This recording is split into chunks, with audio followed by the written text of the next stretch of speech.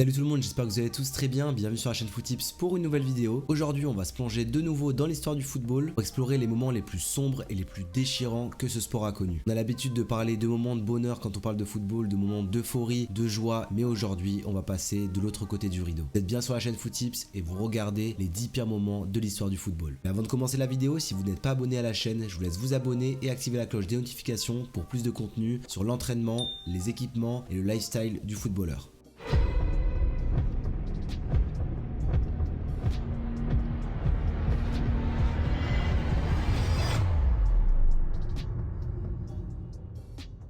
Plongeons en profondeur dans le tragique crash de l'avion de l'équipe de Zambie en 1993. Il se dirigeait vers Dakar pour affronter le Sénégal dans un match crucial de qualification pour la Coupe du Monde. L'avion s'est écrasé dans l'océan Atlantique, tuant 30 personnes, dont 18 joueurs de l'équipe nationale. Cet incident a non seulement anéanti les espoirs de la Zambie pour la qualification, mais il a également marqué une perte humaine immense dans le monde du football africain. Revenons sur la tragédie du Heysel en 1985, où la finale de la Ligue des Champions entre Liverpool et la Juventus a pris une tournure cauchemardesque. Les affrontements entre supporters des deux équipes ont éclaté, conduisant à l'effondrement d'un mur. 39 personnes ont perdu la vie et des centaines ont été blessées. Les conséquences ont été dramatiques, avec la disqualification des clubs anglais des compétitions européennes pendant 5 ans et une profonde réflexion sur la sécurité des supporters lors des grands événements sportifs. L'assassinat d'Andrés Escobar en 1994. Digne d'un film, le contexte est vraiment complexe autour de la mort d'Andrés Escobar en 1994. Le défenseur colombien a marqué un but contre son camp lors de la Coupe du Monde, entraînant l'élimination de la Colombie. À son retour au pays, Escobar a été tragiquement assassiné, un acte lié à la déception de la performance de l'équipe nationale. Cet événement soulève des questions profondes sur la relation complexe entre le sport et la société. Approfondissons la tragédie du stade Hillsborough en 1989, où une demi-finale de la FA Cup entre Liverpool et Nottingham Forest a conduit à l'une des pires catastrophes de l'histoire du football. Une combinaison de surpeuplement, de mauvaise gestion de la foule et de décisions d'organisation a abouti à une bousculade meurtrière dans les tribunes, coûtant la vie à 96 supporters de Liverpool. Les conséquences ont transformé la manière dont les stades sont gérés et ont marqué un tournant dans la sécurité des événements sportifs. Remontons dans le temps maintenant pour examiner de plus près la tragédie de Superga en 1949. L'équipe de football du Torino, alors au sommet de son succès, a subi un accident d'avion près de Turin, tuant tous les membres de l'équipe. Mais il a également mis en lumière la vulnérabilité des athlètes de haut niveau face aux tragédies de la vie quotidienne. La perte du Grande Torino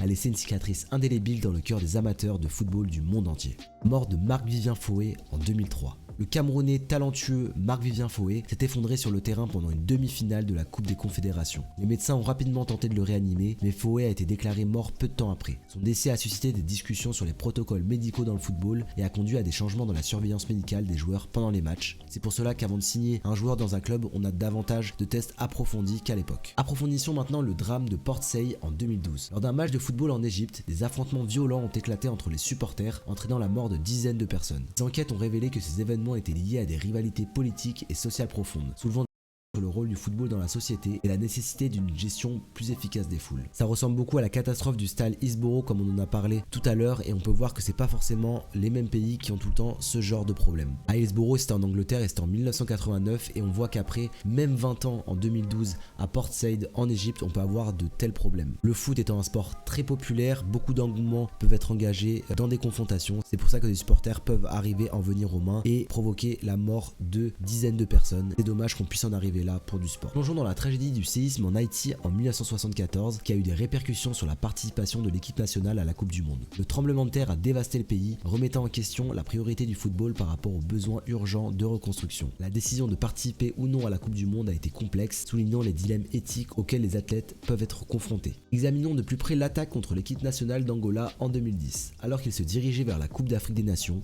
l'équipe a été attaquée par des séparatistes. Plusieurs membres de l'équipe ont perdu la vie dans cet incident tragique, mettant en lumière la vulnérabilité des équipes nationales lors de leurs déplacements et les défis liés à la sécurité dans le football international. Et enfin, on va passer au dernier moment tragique, c'est la tragédie du club de Chapecoense. C'est un crash d'avion qui a coûté la vie à la plupart des joueurs et du personnel, laissant le club brésilien et ses supporters dans une douleur indicible. Cet événement a suscité une vague de solidarité mondiale, illustrant la force de la communauté footballistique dans les moments les plus sombres. On a donc terminé avec les 10 pires moments de l'histoire du football. Si jamais vous avez d'autres histoires comme ça qui sont passées dans l'histoire du football et que vous souhaitez les rajouter, n'hésitez pas à me les mettre en commentaire si la vidéo vous a plu et on va souhaiter au football d'apporter encore beaucoup de joie et de bonheur à ses supporters et ses fans. Je vous laisse mettre un petit j'aime sur la vidéo pour me soutenir, vous abonner à la chaîne et activer la cloche des notifications. Vous pouvez également aussi partager la vidéo à quelqu'un qui est susceptible d'être intéressé. Je vous laisse faire un tour aussi du côté de mes réseaux sociaux, TikTok ou Instagram. Et en attendant la semaine prochaine pour une autre vidéo, je vous souhaite une très bonne semaine d'entraînement et un bon match au week-end.